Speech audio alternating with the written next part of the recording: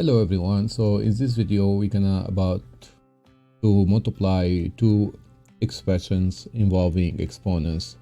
All right, so this is the first one and this is the second one. All right, so now how should we proceed here? So it's too simply we could group the like terms. So for example, here 6 and 4, it can be 6 times 4, right? We have then the x to 0, so we can put it next to it since it is by itself. And then we have y cubed and y to the fourth, so we can group them again, y cubed times y to the fourth. And finally we have the z squared and z to the minus 5, and we do the same thing, so z squared here and times z to the minus 5. So once we have the like base together, all right, so for example z squared and z to the minus 5, we can use to simply the product rule, right? So the product rule is saying if I have the same bases with different exponents, we can keep the same base, which is the a, and we add up the exponents. All right, so therefore here the z's are gonna add up to z 2 minus 5, which is minus 3. Similarly we do for y3 and y4, that's going to be y7.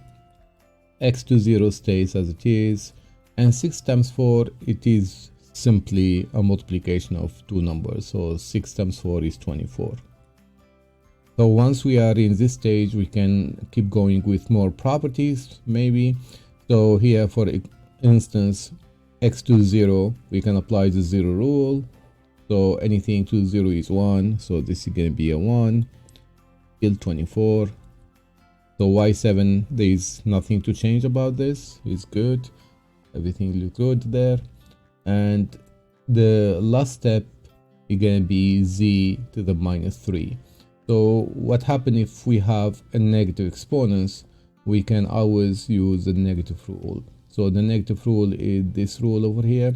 If you have a negative exponents in here, what you're gonna turn into the reciprocal and the exponents become positive. All right, so therefore here you're gonna become 1 over z cube.